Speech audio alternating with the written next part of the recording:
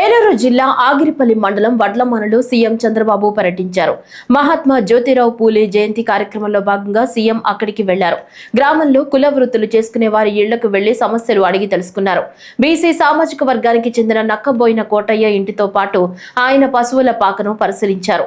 అనంతరం బీసీ వర్గానికి చెందిన బత్తుల జగన్నాథం క్షౌరశాలను చంద్రబాబు పరిశీలించి ఆయనతో మాట్లాడారు. జగన్నాథం ఆర్థిక పరిస్థితిని అడిగి తెలుసుకున్నారు. అత్యాధునిక పరికరాలతో కూడిన కిట్ ను ఆయనకు సీఎం బహూకరించారు. అనంతరం ఆగిరిపల్లి వ్యవసాయ మార్కెట్ యార్డ్లోని ప్రజావేదిక వద్దకు సీఎం చంద్రబాబు చేరుకున్నారు. మహాత్మా జ్యోతిబా పూలే విగ్రహానికి పూలమాలలు వేసి నివాళులర్పించారు. ఆ తర్వాత అక్కడ వివిధ ప్రభుత్వ శాఖల ఆధ్వర్యంలో ఏర్పాటు చేసిన స్టాల్స్ ను పరిశీలించారు. మంత్రి పార్థసారథి ఆధ్వర్యంలో యాదవ సంఘం నేతలు సీఎం కు గొర్రె పిల్లను బహూకరించారు.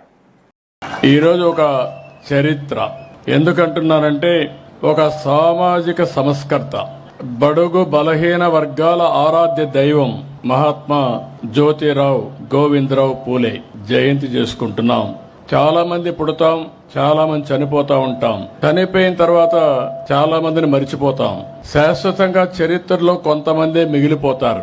ఈ రోజు చూస్తే ఏప్రిల్ 11, 1827 మహారాష్ట్రలో పూణేలో జన్మించినటువంటి పూలే గారు 2 ఏళ్లలో 200 సంవత్సరాలు జయంతి జరుపుకుంటాం. అంటే 200 సంవత్సరాల కంటే ముందు పుట్టిన వ్యక్తిని రోజు రోజుకు గుర్తుపెట్టుకుంటున్నామంటే, వాడవాడలో జయంతి ఉత్సవాలు చేస్తున్నామంటే అది ఆయన చేసిన త్యాగం, చూపించిన స్ఫూర్తి అని మరొకసారి మీ అందరికి విజ్ఞప్తి చేస్తున్నా.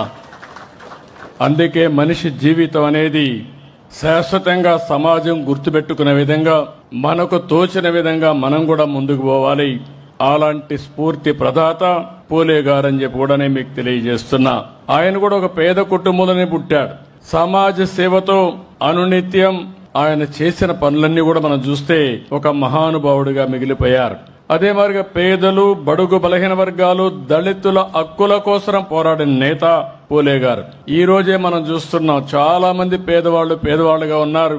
ఇప్పటికి కూడా వాళ్ళు గుర్తించి మనుషులు లేని సమస్యలో ఆడబిడ్డలు మిమ్మల్ని చదువుకోవడంలో ఇప్పుడు కూడా వెనకబడ్డున్నారు. మన రాష్ట్రంలో అయితే మొట్టమొదటిసారి మహిళలు చదువుకోవాలని ఆలోచించి మహిళా యూనివర్సిటీ పెట్టిన వ్యక్తి నందమూరి తారక రామారావు గారు. అలాంటిది శ్రీ విద్యకు మద్దతు లేని రోజుల్లో 1848లో తొలి మహిళా స్కూల్ పెట్టాడు. ఆ రోజుల్లో భార్యను చదివించి దేశంలోనే తొలి మహిళా అధ్యాపకురాలుగా చేసిన వ్యక్తి పూలే గారని చెప్పి కూడా నేను మీకు తెలియజేస్తున్నా. ఇప్పుడు కూడా మనకు ఆవిడెప్పుడు ఆదర్శం. సావిత్రిబాయి పూలే గారు తొలి మహిళా అధ్యాపకురాలు. ఇంకో పక్క కుల వ్యవస్థ ఇప్పటి కూడా మనం అనుభవిస్తున్నాం. వివక్షత ఉంది. అందుకనే ఈ రోజు ఎస్సీ ఎస్టీ అట్రాసిటీ యాక్ట్ వచ్చింది. రేపు ఎల్లుండో వెనుకబడిన వర్గాలను అవమానం చేయకుండా బీసీ ప్రొటెక్షన్ యాక్ట్ కూడా తీసుకొచ్చే బాధ్యత ఈ ప్రభుత్వం తీసుకుంటాం.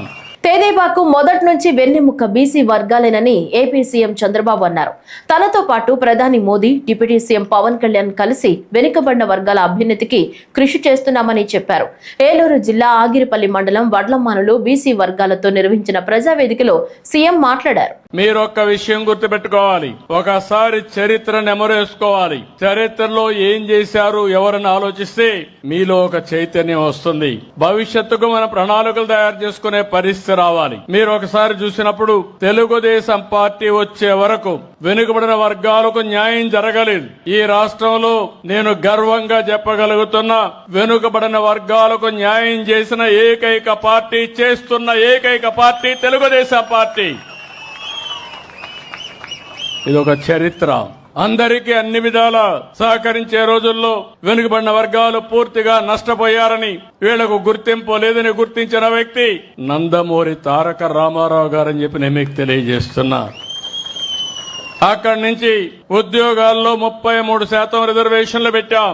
అదే మాదిరిగా ఏవైతే స్థానిక సంస్థల్లో 33% రిజర్వేషన్లు పెట్టాం. ప్రత్యేకమైన కార్యక్రమాలకు బీసీలు తీసుకొచ్చాం. ఇలాంటి కార్యక్రమాలు మీరు చూస్తే అనేక కార్యక్రమాలు తీసుకొచ్చి ఇప్పుడు కూడా నేను చెప్తున్నా, తెలుగుదేశం పార్టీకి వెన్నెముక వెనుకబడిన వర్గాలు, అలాంటి వెన్నెముక అయినటువంటి వెనుకబడిన వర్గాల్ని పూర్తిగా ఆదరించే బాధ్యత తెలుగుదేశం ప్రభుత్వానిది, పార్టీది.